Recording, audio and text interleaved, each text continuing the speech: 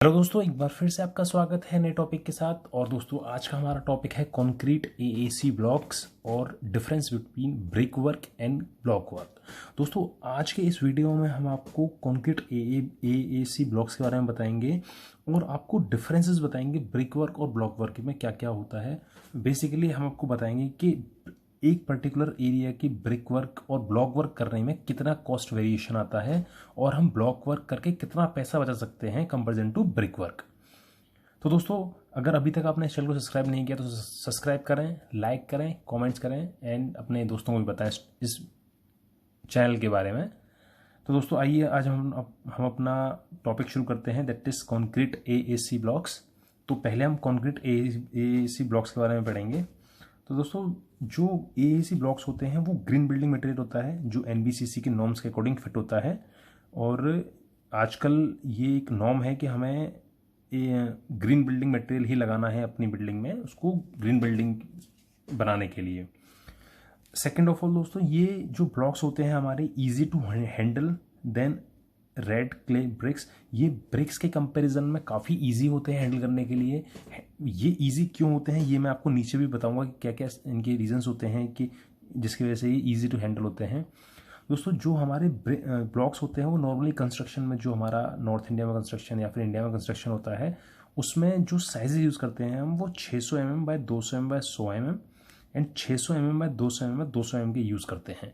ये एक standard size है ब्लॉक्स के जो हम नॉर्थ इंडिया में यूज़ करते हैं या फिर आप कह सकते हैं कि इंडिया में यूज़ करते हैं। दोस्तों, एक ब्लॉक जो होता है वो हमारा 12 से 13 नंबर ऑफ क्ले ब्रिक्स के बराबर होता है। ये एक मेजर नंबर होता है कि हम एक ब्लॉक को लगाने, जब हम एक ब्लॉक लगाएंगे तो उसकी एवरेज में हम 12 से 13 ईंटें हमें लगानी पड़ेंगी उस पर्टिकुलर वॉल्यूम को कवर करने के लिए। और यही जो वेट ऑफ वन ब्रिक होता है वो 2.5 kg के अप्रोक्स होता है। इस हिसाब से हमारा 12 से 13 ईंटों में 30 से 35 kg के आसपास का वेट हो जाता है। यहीं अगर हम उसके ब्लॉक यूज़ करते हैं तो weight of one block is equals to 15 to 16 kg। 15 से 16 किलो के आसपास का हमारा ब्लॉक होता है। तो देखिए, ये जो वेट है कहीं ना कहीं इससे डबल हो रहा है। तो दोस्तों, हमारा ब्लॉक यूज़ करने से जो बिल्डिंग का डेड लोड होता है वो हमारा डिक्रीज कर सकते हैं हम, क्योंकि ब्रिक वर्क से हमारा डेड लोड इंक्रीज हो जाता है बिल्डिंग का। ये भी एक मेन रीज़न है कि हमें ब्लॉक वर्क यूज़ करना चाहिए, एएसी ब्लॉक। नेक्स्ट पे आते हैं हम। जो एएसी ब्लॉक्स होते हैं ये आप देखेंगे तो इनका जो, अगर देखेंगे तो इनका जो सरफेस होता है और अंदर से ना ये पोरस मटेरियल के बने होते हैं, जिसकी वजह से क्या होता है कि ये इन्हीं पोरस इनके अंदर कैविटी अवेलेबल होती है और उसी की वजह से ब्लॉक हमारा लाइट वेट होता है। जैसे कि मैंने mention, AAC block make it lighter. Porous nature की वजह से हमारा लाइट होता है ब्लॉक वेट में। नेक्स्ट बात है गाइज, ये जो ब्रिक्स होती हैं हमारी, अगर आप पानी में ब्रिक्स को डालेंगे तो ब्रिक्स हमारी नीचे डूब जाती है पानी में, बट ब्लॉक्स के साथ ऐसा नहीं होता है। ब्लॉक्स हमारे ऊपर की सतह पर तैरते रहते हैं क्योंकि इनका वेट कम होता है। यही रीज़न है कि जब हम ब्रिक वर्क करते हैं तो हमें क्यूरिंग की ज़रूरत बहुत ज़्यादा पड़ती है, ब्रिक वर्क के पहले भी और ब्रिक वर्क के बाद में भी। बट ब्लॉक्स में ऐसा नहीं होता है, ब्लॉक्स में बहुत ज़्यादा क्यूरिंग की नेसेसिटी नहीं होती है हमारी। ब्लॉक वर्क इज़ ईजी, ये बहुत ईजी होता है लगाने में, हैंडलिंग में बहुत ईजी होता है क्योंकि लाइट वेट होता है और ये वॉल्यूम ज़्यादा कवर करता है एक बार में, और टाइम सेविंग होता है। ऑटोमेटिकली सी बात है, जब हम 12 से 13 ईंट अगर एक जगह फिक्स कर रहे हैं और वहाँ हम एक ब्लॉक में काम चल रहा है हमारा, तो हमारा टाइम सेविंग भी होता है और इससे कहीं ना कहीं हमारा मनी भी बचता है ब्लॉक वर्क करने से। मनी, बिकॉज मैंने बताया आपको, टाइम इज़ मनी। अगर मेरा टाइम सेव हो रहा है तो पैसा भी सेव हो रहा है, और पैसा मेरा कैसे सेव हो रहा है ये मैं आपको बताता हूँ। तो दोस्तों, हमने एक कंपैरिजन बनाया है ब्लॉक वर्क और ब्रिक वर्क में कॉस्टिंग की पॉइंट ऑफ व्यू से।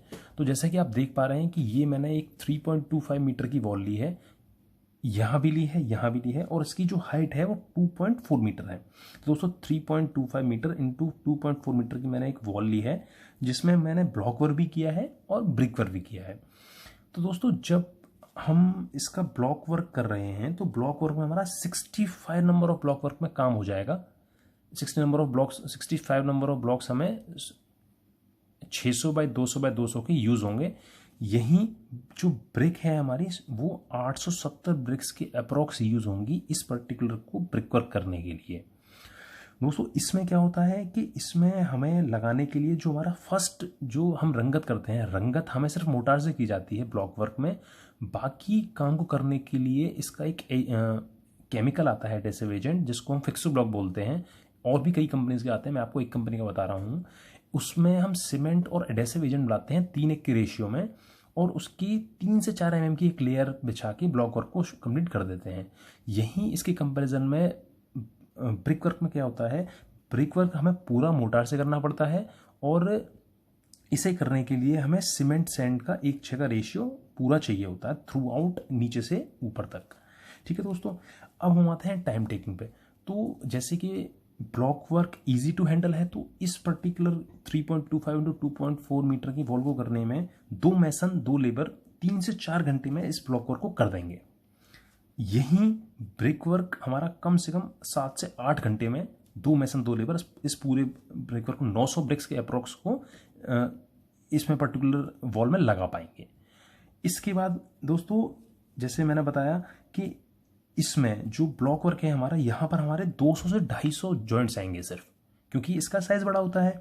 यहीं ये जो हम ब्रिक वर्क यूज कर रहे हैं, यह हमारा मोर देन 2000 जॉइंट्स के अप्रोक्स आएंगे। ये जो जॉइंट्स आ रहे हैं,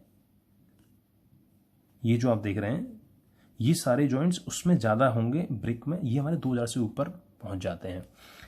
इस काम को करने के लिए जो मैंने ऊपर मेंशन किया है, इसमें मुझे सिर्फ 1 बैग से भी कम सीमेंट मेरा काम चल जाएगा, क्योंकि मुझे सीमेंट तो सिर्फ रंगत के लिए चाहिए और उसमें एडेसिव एजेंट के लिए चाहिए, जिसकी भी थिकनेस 3 से 4 mm होती है। यहीं पर जो मोटर की थिकनेस होती है वो 10 mm की अप्रोक्स होती है। तो मेरा एक बैग से भी कम सीमेंट मेरा काम चल जाएगा। वहीं 2 से 2.25 बैग चाहिए मुझे इस काम को करने के लिए। ऊपर जो मुझे आप देख पा रहे हैं, इसमें सैंड भी ना के बराबर यूज़ होती है हमारी, बहुत कम यूज़ होती है।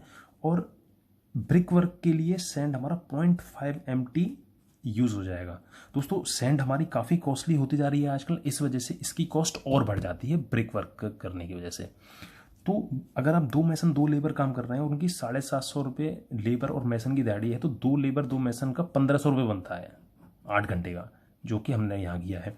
यहीं ये 750 रुपये बनता है इसके केस में, ये आपका ब्लॉक वर्क के केस में। तो जब आप टोटल इसकी कॉस्टिंग निकालेंगे कि मेरा 65 ब्लॉक्स यूज़ हुए, 65 इंटू और अप्रोक्स मेरा 75 रुपये का एक ब्लॉक आता है, जो भी आए उसकी कॉस्टिंग से ये जो मेरा एक्स अमाउंट आए, इसमें प्लस आप ये 750 रुपये की मैन पावर ऐड करेंगे, एंड तो ये हमारा 6200 रुपये के अप्रोक्स आएगा।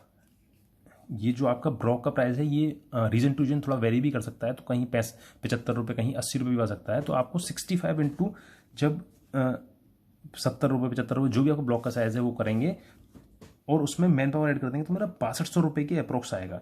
यहीं अगर मैं ब्रिक वर्क पे जाऊँ और मैं ब्रिक मेरी 870 ब्रिक्स हैं और मेरी 5 रुपये 20 पैसे की ब्रिक आजकल आ रही है आज की डेट में, तो उसको एंट्री करूँगा और ये जो सीमेंट की कॉस्ट है ये ऐड करूँगा, और ये जो मेरा सैंड है जो कि आजकल काफ़ी महंगा आ रहा है, 1200-1300 रुपये पर मेट्रिक टन के आसपास तक पहुंच चुका है सैंड, अगर मैं इन तीनों को ऐड करूंगा तो मेरा 7400 रुपये के अप्रोक्स का पैसा लगेगा इस पर्टिकुलर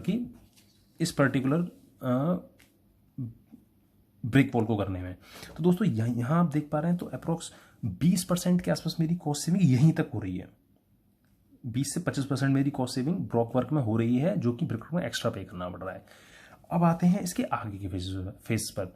तो आगे क्या होगा कि जब हम जहां हमने ब्लॉक वर्क किया है वहां हमारा प्लास्टर जो होगा वो 8 से 10 mm में हो जाएगा, क्योंकि एक तो जॉइंट्स कम है, दूसरा उसका अलाइनमेंट बहुत प्रॉपर आता है ब्लॉक्स का। तो हमारा 10 mm 8 से 10 mm के प्लास्टर में हमारा काम हो जाएगा। यहीं ब्रिक वर्क जहां मैंने किया हुआ है वहां 20 mm के आसपास, कहीं 12 mm, कहीं 20 mm, कहीं 15 mm के आसपास का मेरा प्लास्टर आएगा ही आएगा। दूसरा अगेन, इसमें प्लास्टर करने में मैन पावर मेरी कम लगेगी, इसमें मैन पावर मेरी ज़्यादा लगेगी। मटेरियल मेरा इसमें ज़्यादा लग रहा है क्योंकि थिकनेस ज़्यादा है, इसकी थिकनेस कम है, मटेरियल कम लगेगा। सेकंड क्या है, इसकी जो चेस कटिंग होती है ब्लॉक वर्क में वो काफ़ी ईजी होती है, और ब्रिक वर्क में थोड़ी टफ होती है हमारी चेस कटिंग, तो इसीलिए ये भी हमारे एक कॉस्ट सेविंग फैक्टर है। सेकंड और थर्ड और सबसे मेन जो है वो है मोर क्यूरिंग रिक्वायर्ड। जहाँ हम ब्रिक वर्क करेंगे वहाँ pre and post curing required होते हैं, ये आपको पता है। ब्लॉक वर्क में ऐसा कोई पैरामीटर्स नहीं होते और हमारी क्यूरिंग के काफ़ी पैसे बचते हैं ब्लॉक वर्क में। तो दोस्तों अगर आप ओवरऑल में जाएंगे ब्लॉक वर्क में तो अप्रोक्स 70 to 80% पैसा हमारा सेव हो जाता है ब्लॉक वर्क में। अगर आप और भी ब्रॉड में जाएं और सारे curing parameters, plaster parameters and इसके अलावा जो वर्केबिलिटी पैरामीटर्स अगर लेबर की एफिशिएंसी निकालें तो मेरा ब्लॉक वर्क जो है वो ब्रिक वर्क के हाफ प्राइस में ही हो जाता है, जैसे कि आप यहाँ देख पा रहे हैं सामने। तो दोस्तों ये बहुत ही इंपॉर्टेंट चीज़ है और ये हर एक इंजीनियर, हर एक फोरमैन को पता होना चाहिए कि ब्लॉक वर्क और हमारा ब्रिक वर्क में क्या क्या डिफरेंसेस होते हैं और उनकी कॉस्ट पर कितना इम्पैक्ट होता है। तो दोस्तों मुझे लगता है कि आपको इस वीडियो से इसकी कॉस्ट के बारे में काफ़ी कुछ अच्छा आइडिया मिल गया होगा। और इसके बाद भी अगर आपको कुछ कन्फ्यूजन रहती है तो आप डायरेक्टली मुझे मेरे कमेंट सेक्शन में जाके मुझे पूछ सकते हैं, मैं आपको डायरेक्टली वहाँ पर ही आंसर दे दूंगा, जिससे कि आपकी और भी जो कन्फ्यूजन होगी वो दूर हो जाएगी। दोस्तों आज का हम टॉपिक ही अपना यहीं ख़त्म करते हैं। Thank you and all the best.